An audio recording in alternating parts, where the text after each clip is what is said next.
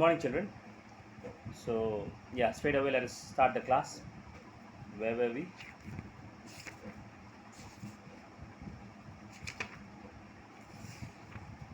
We started with the geography chapter 2, right? Composition of our planet, page number 15.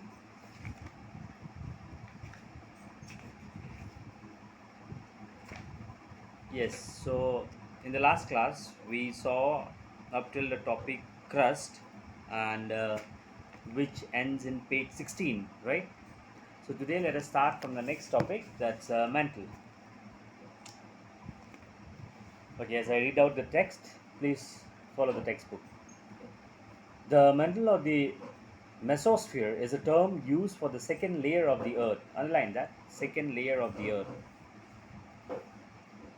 It lies beneath the crust and extends up to the core of the Earth. Its average thickness is 2,900 km. The mantle is made up of rocks which are far denser than those constituting the crust. Okay. So please underline the thickness as well. Its average thickness is 2,900 km. And also the next sentence, what is it made up of? It is made up of rocks which are far denser than those of those which constitute the crust. So basically it is the second layer, the first upper layer, topmost layer, that is called what? Crust, right? Figure 2.1. Yes. Next we have this the second layer, that is or you can say mantle or the mesosphere. Thickness 2,900 km, made up of rocks and quite denser as compared to crust. Next, the metal consists of three layers. Depending on temperature and pressure conditions, they cause the rocks to be solid or semi-solid. Okay, so this metal has got three different layers, and according to their temperature, according to their pressure, you will see the rocks at some of the layers of this metal are quite strong, tougher, solid as compared to the other layers. The reason behind this is the temperature. When the temperature varies from one layer to another, the toughness, okay, also varies. The temperature of the mantle is extremely high because it contains molten magma coming to the surface as lava during volcanic eruption. Underline that. Why is the temperature of the mantle high? Why? Because of the magma which is present in it, and which, when it comes to the surface, it erupts in the form of lava, which takes place during volcanic eruption, the molten magma. Iron, magnesium and silicon are the major constituents of the mantle. Underline that as well. So this iron, magnesium and silicon are the major constituents of the mantle that you need to memorize. But the sentence before that, I'll repeat once again, that the reason behind why the temperature of mantle is so high is because it contains the molten magma which erupts in the form of lava during volcanic eruption. That's the reason. The uppermost mantle of solid rocks extend from the crust downwards to a depth of 75 kilometer to 100 kilometer. The middle mantle has an approximate depth of 300 km. Because of the intense heat, the rocks are partially molten and therefore in a fluid state. This layer is also called the asthenosphere. In Greek, the term asthenos means to flow. The rocks of the lower mantle are solid due to the heat and pressure. Okay. So three layers, as we have discussed in the second paragraph, that the mantle consists of three layers depending upon its temperature and pressure condition. So the first uppermost layer, the depth, okay, it's somewhere around 75 to 100 kilometer, the thickness if you go downwards. The second, the middle layer, its depth is up to 300 kilometer, and below that, that's the third layer, the lower mantle. Among all these three, the middle mantle, that is the portion, that is the area which has immense heat. because of which the rocks, it are partially molten. It comes out in the form of liquid, and therefore this is the reason that the rocks in this middle mantle are in a fluid state, in a liquid state. And this second layer, the middle layer, is also known as, underline that, what is this known as? Asthenosphere. Next we have core. The Earth's innermost layer is known as the core or barysphere. Underline those things. This layer has a thickness of about 3,500 kilometer.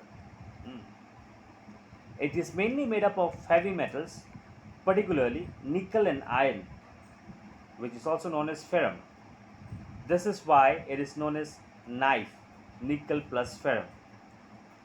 The boundary separating the mantle and the core is known as Gutenberg discontinuity, named after German geophysicist Benno Gutenberg. Underline the entire paragraph. Many points to be noted. We will discuss all. Let me also do the same.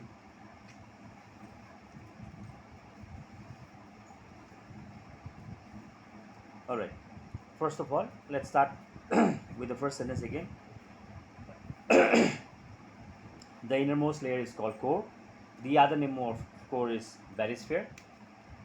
And the thickness of this is around 3,500 kilometer. Secondly. Thirdly, it is made up of heavy metals such as iron and nickel. Iron, which is also called ferrum. And since it is made up of iron and nickel, or you can say nickel and ferrum, that's why the what is called, this is also known as knife. Okay, combination of nickel and ferrum. Next, the boundary which separates the core from this what do you call mantle is known as Gutenberg. Why? This name is derived after the German geophysicist Benno Gutenberg.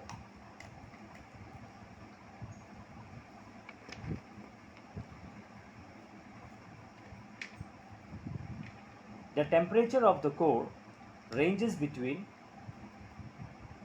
3000 degrees Celsius to 6000 degrees Celsius. Beside such a high temperature, the core is also subject to extremely high pressure. The metallic nature of the core lends magnetic properties to the Earth. The core has two layers, the solid inner core and the liquid outer core. Underline the two layers. You need to memorize these points, okay? These important points. The outer core comprises semi-solid rocks. The inner core is solid. Underline that as well. Though temperatures here are the highest, the pressure of the overlying layers keeps the rock in a solid state. Alright. Okay, let's see now. So this core, let's start with the temperature. The temperature of the core is somewhere around 3000 degrees Celsius to 6000 degrees Celsius. Number one. Number two, yes, it has got a high temperature, but beside this, what you call such a high temperature, it is also subject to high pressure as well. This core. The metallic nature of the core, okay, has got magnetic properties. It gives magnetic properties to the Earth. Core has got two layers, solid inner core, liquid outer core. Outer core, which comprises of semi-solid rocks, half, not completely solid, semi-solid, half. Inner core is completely solid. Though the temperature is it's quite high, 3000 degrees Celsius to 6000 degrees Celsius, but the pressure of the overlying layers keeps the rock in a solid state. Temperature is quite high, that means it must become in a fluid form, in a liquid form, but the pressure, it is the pressure which keeps it in a solid state. Next we have the rocks and minerals. Okay, let us start this as well. Rocks and minerals. The Earth's crust comprises numerous types of rocks and minerals. Rocks are natural masses of minerals found on the crust of the Earth. Underline what is rocks are natural masses of minerals found on the crust of the Earth. They consist of one or more minerals and include the hard as well as compact rocks such as granite, diamond, and loose particles like clay, mud, sand, etc. Rocks may have different colors, sizes, and texture.